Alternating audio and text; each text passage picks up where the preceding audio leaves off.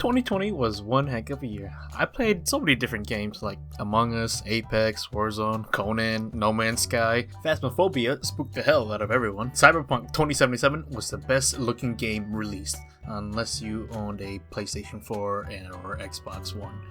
This list is the top 10 games that I played this year, as well as my selection for my Game of the Year.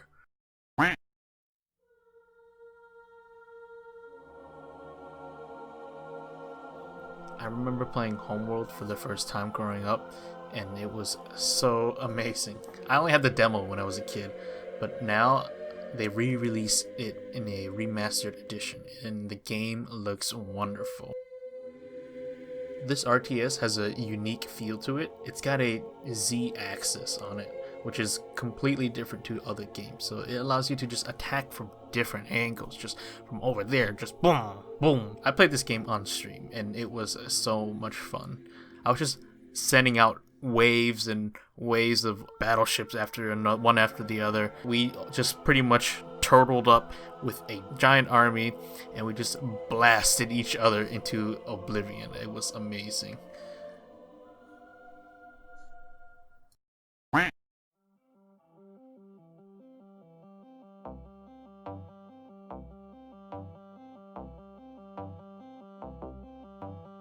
Astroneer has one of my favorite aspects I love to see in games.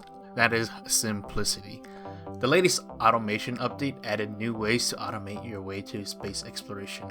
My biggest issue when I was playing this game though was that the servers couldn't handle our server just because of how much crap we had loaded into it. So anytime we tried to do anything remotely, it would just crash. But that did not stop us from trying to finish the game. I haven't played the automation update, so I'm excited to take a look at it.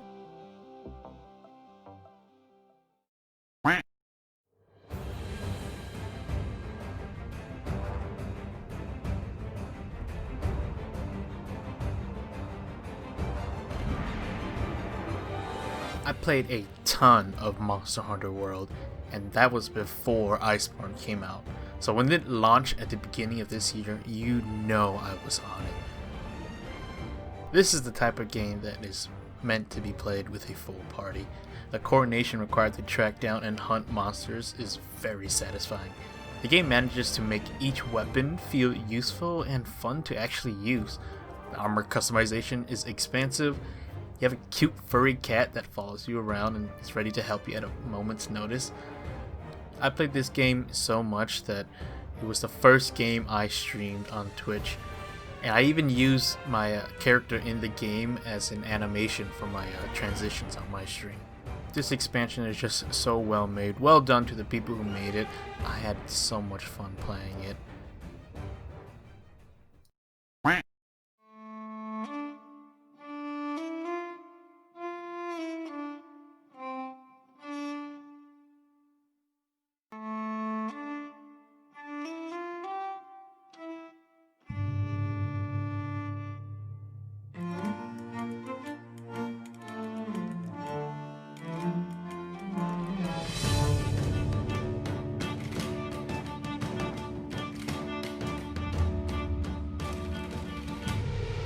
This list has two of my favorite genres.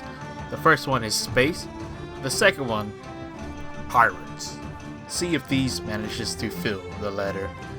You can do exactly what you expect out of a pirate game in that. Plundering shores, searching for treasure, raiding other ships, music. I had a blast every time I booted up this game. I had heard about it when it first launched, and I was super excited when it launched on Steam.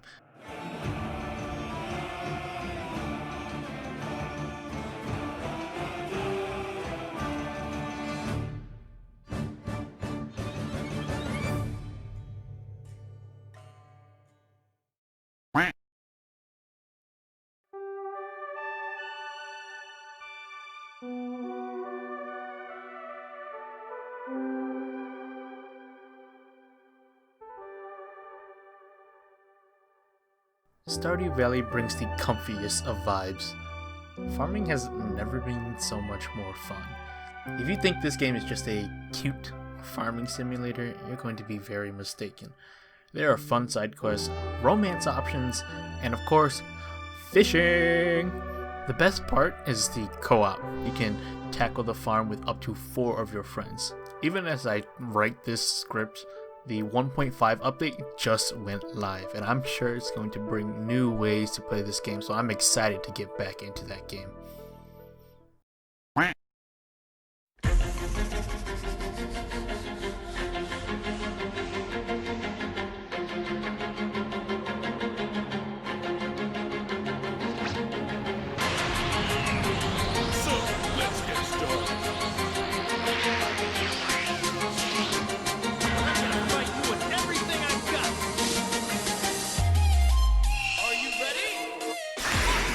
I remember playing this game back when it first launched and I had no clue what I was doing, yet all I remember was how much fun I was having.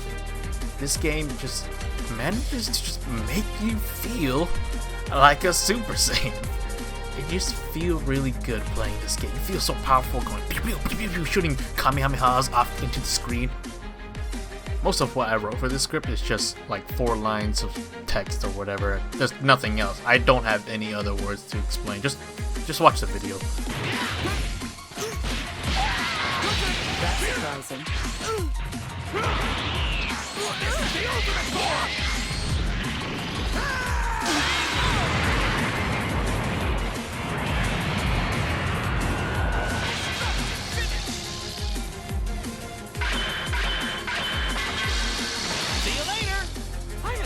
Like that in a long time.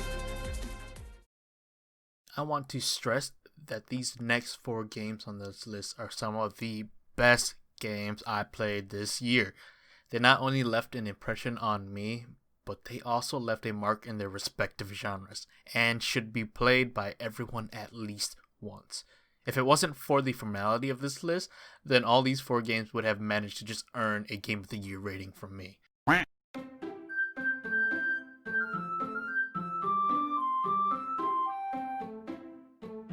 I never expected to play a visual novel this year, or ever in my life, and yet Doki manages to blow expectations out of the park. I played it live on stream and I roleplayed it with a bunch of people here, so each one was voicing a different character. Knowing Monica, I'm sure the event would be great too. Karukara! You're the first one here! The story, the characters, and the music all blew me away. It's difficult to talk about this game without spoiling too much, because the game is actually very short, but it's definitely a game that you must absolutely play. The best part of this whole game though, is that Team Salvato, the developers of the game, they released it for free. $0 and no change. Wondering what you can do with that stimulus check? Buy this game for free! The best thing you can do to get into this game is go in blind. Don't let anyone spoil it for you, otherwise you'll ruin the immersion for yourself. And if you've already heard some things about the game, let me tell you, absolutely nothing bad happened. It's all cupcakes and sunshine here. Nothing bad can happen. Just play the damn game.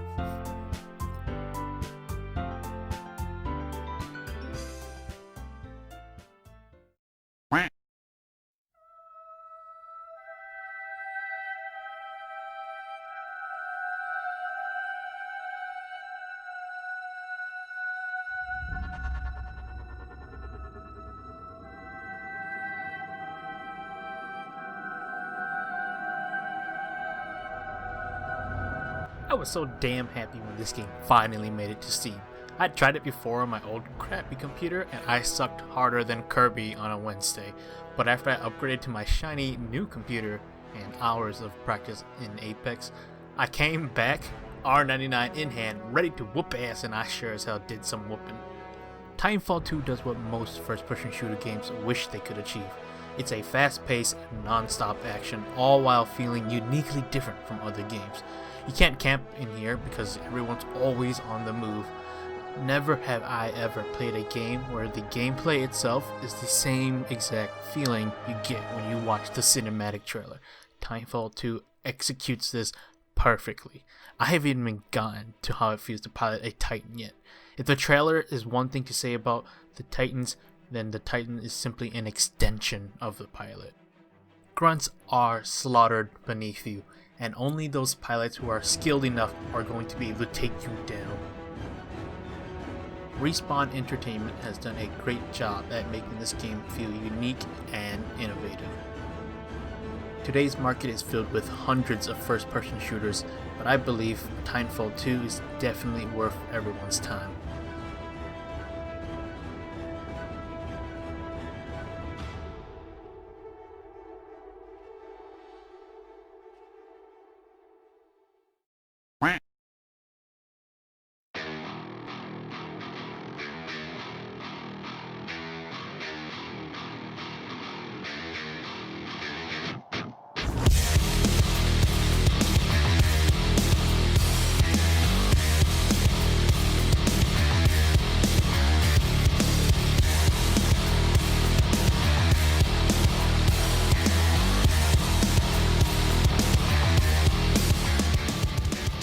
Doom Eternal is probably one of the best first-person single-player experience I have played this year.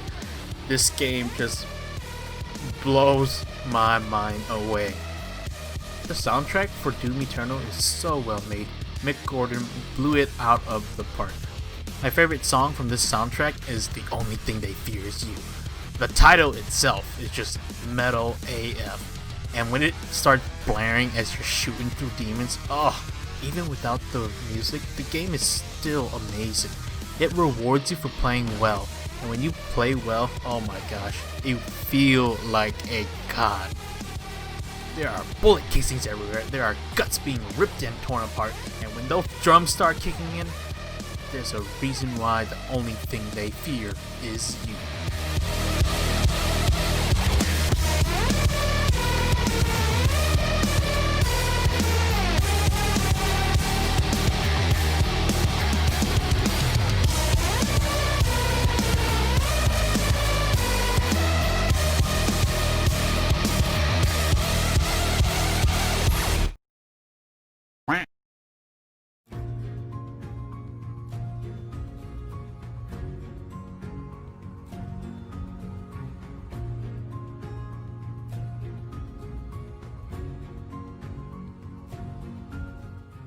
Nier Automata is the sequel to Nier in the Dragonball series, but if you're a pleb like me, you probably played this game without knowing any of the other games, which is kind of fine actually, because Nier Automata manages to stand out on its own. The amount of love and care put into this game is overwhelming. Everything about it is beautiful. The world, the music, that ass. The game takes place in a post-apocalyptic world, which is overrun with strange robot inhabitants sprawling with wildlife. The best aspect of this game is hands down the soundtrack. It evokes a sense of melancholy that buries itself deep within your soul. I guarantee you, if you play this game, you'll come out with at least one soundtrack that you will fall in love with. Kindly Salvation, Birth of a Wish, Blissful Death, Vague Hope, City Rays, Wretched Weaponry. There's a lot I have to say about this game, but I'll start off with the one thing that it's probably most memorable for, and that's the music. It won the award for Best Score in 2017, so it makes sense that we would start here. The first thing about the music I want to talk about is the lyrics. The language is actually written in something called chaos language, so it's meant to be unintelligible. By not being able to understand the lyrics, you're forced to rely on only the vocals and the music to carry the emotions of these songs. And this kind of forces you to put a little bit of yourself into the songs. It's like a neat little mind trick they put in. Because of the song being in a language that is unintelligible, only you, the listener, understand the song. Because when you listen to the lyrics, you're translating those lyrics into something that only you can understand, which means each and every song is unique to the person who listens to it. It's at this point I'm gonna talk about potential spoilers for the game, so if you want to avoid them, you can skip ahead to here. Narratively, the story is pretty straightforward, so if we want to get to the real meat, we need to do a little bit of thinking here. The whole story is kinda built upon this nihilistic idea, and 2B heralds this. At the very start of the game, she gives us this quote. Everything that lives is designed to end. We are perpetually trapped in a never-ending spiral of life and death. Is this a curse? Or some kind of punishment? I often think about the god who blessed us with this cryptic puzzle, and wonder if we'll ever have the chance to kill him. For us, dying and then reloading your most recent save would be this cycle of life and death. For 2B, she gets to live it. Her old memories become replaced with new ones, and it's kind of a poetic sense of cruel punishment. For 2B, this is known as the first person perspective, and the only way she can ever notice that is some kind of outside force letting her know. For us, the player, this is known as the fourth person perspective. The game has 26 endings, one for each letter of the alphabet. 5 of those endings are official endings, A, B, C, D, and E, and if you play through the entire storyline, you'll eventually get all 5. Ending E should be the final one of the game that you get. During this ending, the pods begin to prompt and delete all the data, aka memories, of the 3 main characters, 2B, 9S, and A2. If you choose to intervene, you must play this bullet hell style minigame where you try to save their memories. The credits re-roll, and this time you're a little hacker drone that must blast its way through the credits. The song Weight of the World begins to play, and this song is very important, so keep that in mind. In the other endings, Weight of the World is also playing, so as a player, you're going to become familiar with this song throughout the entire playthrough. For this ending though, the song is a little altered. As the song is playing through the credits, it begins to jump from different languages, ranging from English, Japanese, German, Russian, Czech, to just to name a few. Also note that this is the only song in the soundtrack that you, the player, can understand. As you progress throughout the credits, this bullet hell game gets worse and worse. You'll die a couple times beforehand, and every time you die, you receive this prompt asking you if you want to give up. Pressing no, you continue the relentless onslaught against the bullets until one moment where all hope just seems lost. You're going to receive a prompt asking you if you want to give up. If you select no, a new prompt appears. You receive a rescue offer from another player, and you can either decline or accept the offer. The moment you accept the offer, a ring of allies form around you, and a choir of voices begin to accompany the main vocalist of the song.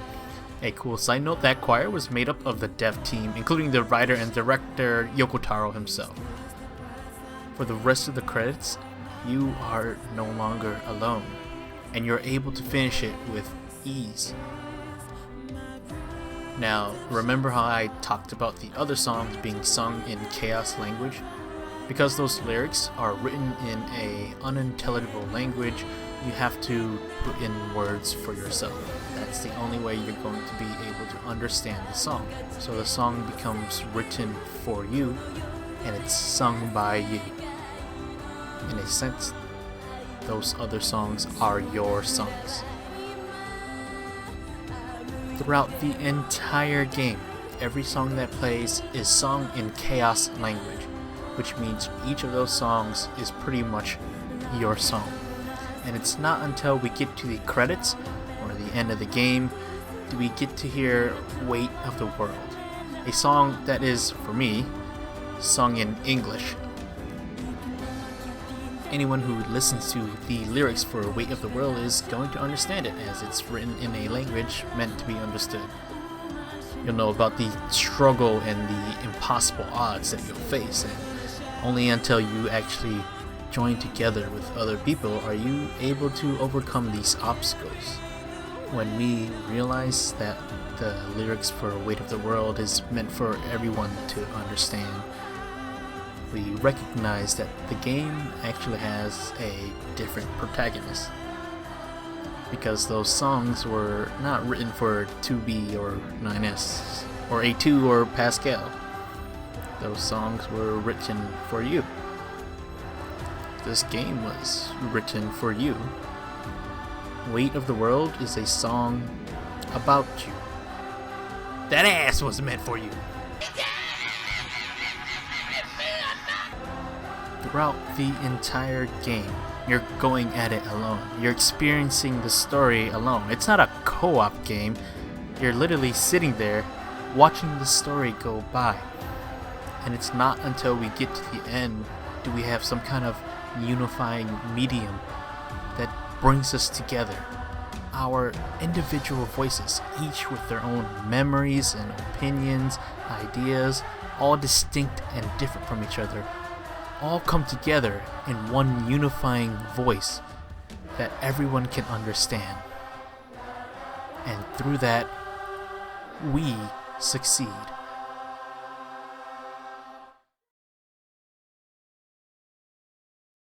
At the end of the game, you're given the option to aid another player who eventually plays this game. In order to do so, you have to forfeit your entire save data. All those memories of 2B, 9S, and A2, Pascal in the village, it's gonna be gone. And the game makes it very clear that the person you help will probably not know who you are. They may even hate you.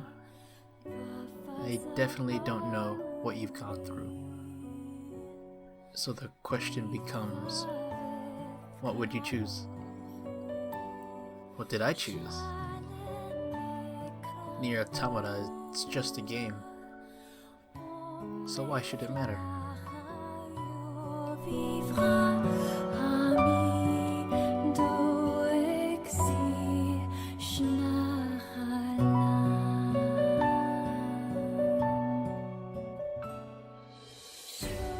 "2020, as terrible as it was, is one of my favorite years. There was a lot of games I played, and choosing a game of the year is very difficult because of all these games I played. I enjoyed every single one of them. Even the ones that didn't make this list, like Terraria and Conan Exiles, every single one had so many fond memories. I kind of don't want to have to forget them. And having to choose which of those memories was best, it feels like an insult to the rest of them. So if I choose a game of the year, I'm going to want that game to be the most memorable game I played this year. And out of all of them that I played, ignoring this top 10 list, the most fond memories I had was from... Drop it.